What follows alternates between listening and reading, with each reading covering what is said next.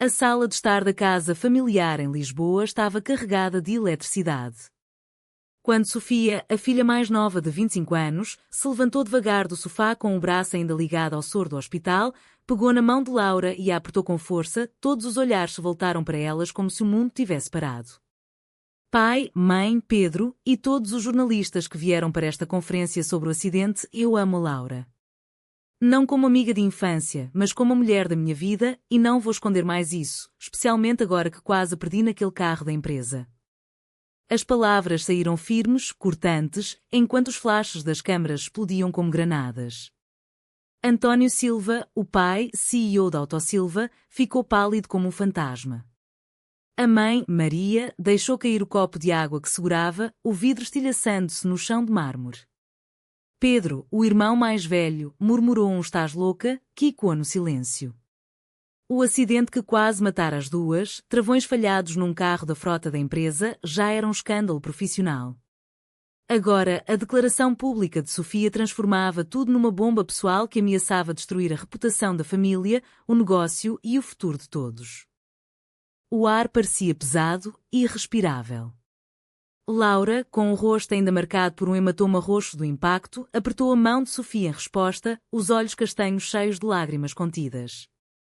Elas tinham crescido juntas em Porto, brincando nas ruas estreitas do Ribeira, partilhando segredos na Universidade em Lisboa. O amor surgira devagar, primeiro como um sussurro tímido aos 20 anos, depois como uma chama que nenhuma das duas conseguira apagar. Mas António sempre odiara aquela amizade demasiado próxima. Laura não é da nossa classe, dizia ele. Não quero problemas. Agora, o problema estava ali, exposto diante de 10 jornalistas que gravavam cada segundo. A conferência de imprensa fora convocada para explicar o processo judicial movido pela família da vítima, um homem de 50 anos que morrera no acidente seguinte ao delas. O defeito nos travões era evidente. A empresa já perdia contratos. E agora isto? António levantou-se devagar, a voz rouca de fúria contida. Sofia, isto não é o momento.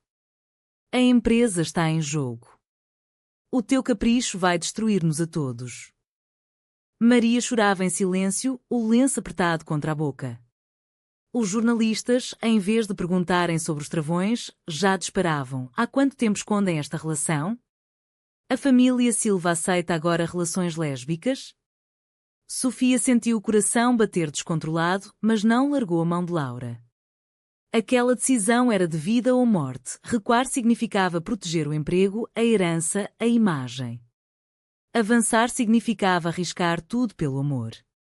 E naquele instante, com o cheiro ao hospital ainda na pele e o eco do choque do acidente ainda nos ouvidos, ela escolheu avançar. Não é capricho, pai. É a verdade. E se o acidente me ensinou alguma coisa, foi que a vida é demasiado curta para mentiras. Os flashes continuavam. As perguntas choviam. Laura olhou para Sofia com um misto de orgulho e medo. A família Silva, conhecida em Lisboa por valores conservadores e católicos, via-se agora no centro de um furacão que misturava drama pessoal com crise empresarial. O processo judicial já corria no Tribunal de Comércio, com milhões em jogo. Se a opinião pública virasse contra eles por causa do escândalo lésbico, os clientes fugiriam. Os fornecedores pressionariam. E o pai, que sempre controlara tudo, via o seu império tremer. Sofia respirou fundo, sentindo o peso de cada palavra. Protegia-se a si mesma ou protegia a mulher que amava? A linha era fina e ela acabara de cruzar. As horas seguintes foram um caos controlado. A mãe tentou levar Sofia para o quarto, mas ela recusou. Quer ficar com a Laura. Os jornalistas foram gentilmente expulsos, mas o mal estava feito. Vídeos de momento já circulavam nas redes. Sofia Laura era trending em Portugal antes do jantar. António trancou-se no escritório, o telefone a tocar sem parar. Maria, entre soluços, murmurava: como é que chegamos a isto? Pedro olhava para a irmã com uma mistura de raiva e pena. Sofia e Laura sentaram-se no sofá, mãos ainda unidas, o silêncio entre elas mais pesado que as palavras. O acidente tinha sido catalisador, mas o amor era antigo. E agora, o preço começava a ser cobrado. Na manhã seguinte, a casa parecia sitiada. Paparazzi acampavam à porta do prédio em Alfama, câmaras apontadas para as janelas. Os jornais online já tinham títulos gritantes: herdeira da Autosilva assume relação lésbica em conferência de crise e escândalo familiar abala processo judicial da empresa. Sofia acordou com o telefone a vibrar, mensagens de colegas do escritório de advogados onde trabalhava como estagiária especializada em direito empresarial. Alguns apoiavam, a maioria silenciava-se. Laura, professora numa escola secundária pública, recebeu um e-mail do diretor. Por favor, confirme se precisa de licença. A imagem da escola está em causa. O mundo exterior pressionava já, mas o pior estava dentro de casa. António desceu as escadas com o jornal na mão, o rosto marcado por olheiras. Vês o que fizeste? 2 grandes clientes cancelaram contratos esta manhã. O processo no tribunal ganha força porque agora somos a família desestruturada. A voz dele tremia de raiva contida. Maria preparava o café em silêncio, mas os olhos vermelhos traíam as lágrimas da noite. Pedro, que geria a produção na fábrica, acrescentou: os trabalhadores comentam. Alguns dizem que não querem trabalhar para uma empresa progressista. Sofia sentiu o estômago apertar. A decisão de falar tinha sido instintiva, nascida do medo de perder Laura no acidente. Mas agora, cada consequência era real. O emprego dela, a carreira de Laura, o sustento de dezenas de famílias que dependiam da Autosilva. Laura tentou intervir, a voz suave mas firme. Senhor Silva, eu amo sua filha. Nunca quis causar mal à família. Mas esconder-nos quase nos matou, literalmente. António riu-se amargamente. Amor? Isto é egoísmo, Laura. A minha filha tinha um futuro brilhante. Agora é só escândalo. Sofia levantou-se, o braço dorido latejando. O futuro que eu quero inclui a Laura. Se isso custa o teu império, pai, então talvez o império não valha tanto. A discussão subiu de tom. Maria tentou mediar, mas acabou por chorar novamente. Eu sempre soube que vocês eram mais próximas do que deviam. Mas calei-me. Agora é tarde. As horas arrastaram-se em confrontos. O advogado da família chegou para avaliar danos. O processo por homicídio culposo pode agravar-se se o juiz vir instabilidade familiar. Sofia sentiu o pânico subir. Proteger a si mesma significaria desmentir tudo numa entrevista, dizer que fora o choque do acidente. Proteger Laura significava aguentar o fogo. Laura, vendo o conflito nos olhos dela, sussurrou: não faças isso por mim. Eu aguento. Mas Sofia sabia que não aguentaria perder nenhuma das duas.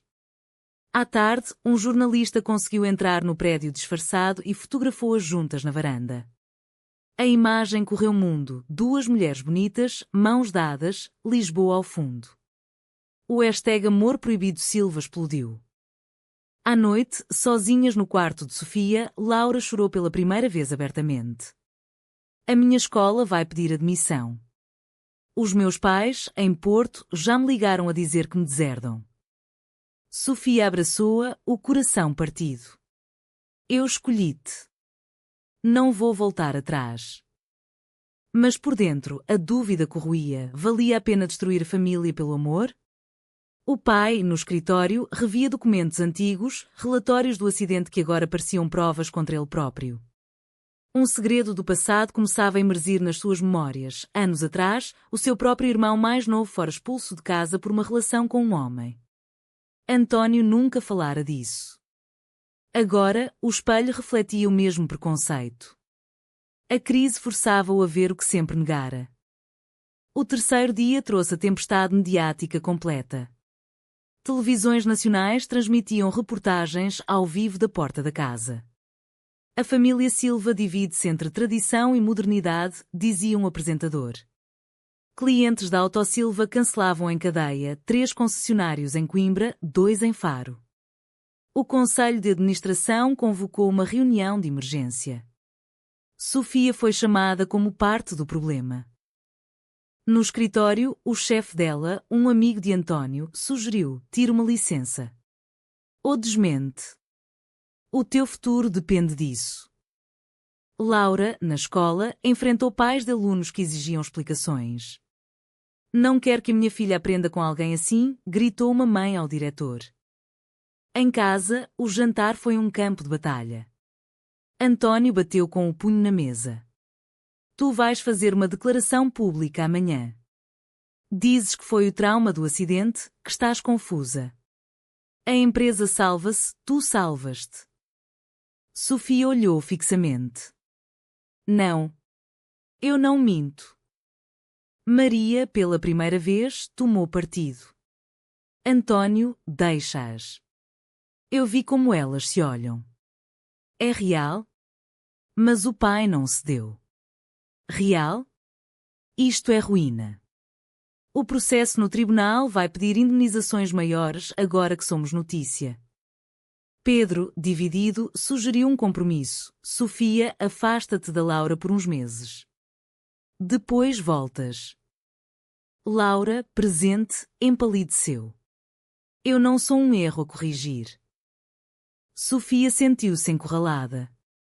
Cada escolha era mortal. Proteger o nome da família significava trair Laura, proteger o amor significava ver o pai perder tudo o que construíra. À noite, sozinha com Laura no quarto, elas falaram pela primeira vez do passado profundo. O teu pai teve um irmão gay, revelou Laura, que ouvira rumores em Porto. Expulsou. Talvez por isso te odeie tanto. Sofia ficou chocada. O segredo explicava o ódio cego. O telefone tocou, o advogado. O juiz quer agilizar o processo. A opinião pública está contra a empresa. A pressão era sufocante. Decisões de segundos podiam destruir anos. No dia seguinte, uma manifestação de apoio LGBT surgiu à porta, mas também contra manifestações conservadoras. A Autosilva perdeu um contrato de 10 milhões com o Estado. Sofia, no espelho, via uma mulher dividida, advogada brilhante ou mulher apaixonada. Laura propôs: fujo contigo para outro país. Mas Sofia recusou. Não fujo. Enfrento. A tensão subia como uma corda esticada prestes a romper. A família, outrora unida, via-se agora em fações: pai contra filha, mãe a mediar, irmão neutro. O escândalo não era só amor, era o colapso de um império construído sobre silêncios. A revelação do segredo familiar aconteceu numa noite de tempestade. António, depois de beber 2 copos de vinho, abriu a gaveta trancada do escritório e tirou uma carta amarelada. O meu irmão, o teu tio João, amava um homem. Expulsei-o em 1985. Morreu sozinho em França. A voz dele quebrou. Maria, ao lado, confessou: eu sabia da tua relação com a Laura desde os 20 anos. Calei-me porque tinha medo do teu pai. Sofia sentiu o chão tremer. O passado que o pai tanto ocultara agora os obrigava a confrontar o próprio reflexo. Tu repetes o erro dele, disse ela. E eu não o vou permitir. Laura, testemunha silenciosa, apertou a mão de Sofia. O confronto durou horas. Pedro, pela primeira vez, tomou posição: irmã, apoia-te. A empresa sobrevive ou não, mas tu não podes viver mentindo. O processo judicial ganhava novo fôlego. O advogado da vítima usava o escândalo para argumentar negligência emocional da direção. A família Silva está desestabilizada, dizia o documento. Clientes fugiam. A pressão da opinião pública dividia o país. Uns aplaudiam a coragem, outros condenavam a decadência moral. Sofia e Laura passaram a noite a falar do futuro. Se eu perder o emprego, começo de novo, disse Sofia. Mas o medo era real. De manhã, um e-mail do escritório: estás suspensa até nova ordem. Laura recebeu a demissão formal da escola. O preço da coragem era alto: isolamento, perda financeira, olhares de julgamento nas ruas. Maria tentou reconciliar: vamos à terapia familiar. António, pela primeira vez, hesitou. Talvez eu tenha errado. Mas o orgulho ainda falava mais alto. A corda da tensão esticava-se ao limite. Cada conversa era um duelo entre proteção própria e proteção do amor. O passado, outrora enterrado, agora ditava o presente. O dia do julgamento chegou como um verdito antecipado. No Tribunal de Lisboa, a sala estava lotada de jornalistas. A família Silva sentava-se unida no banco, ou quase. Sofia e Laura de mãos dadas, António rígido, Maria nervosa. O advogado da acusação usou o vídeo da declaração. Vejam como a instabilidade familiar afetou a gestão da segurança. A defesa contra-atacou com perícias técnicas. Mas o verdadeiro drama era interno. Durante o intervalo, António puxou Sofia para um canto. Desmente. Salva a empresa. Eu aceito a Laura em privado. Sofia recusou. Ou aceitas em público ou perdes-me.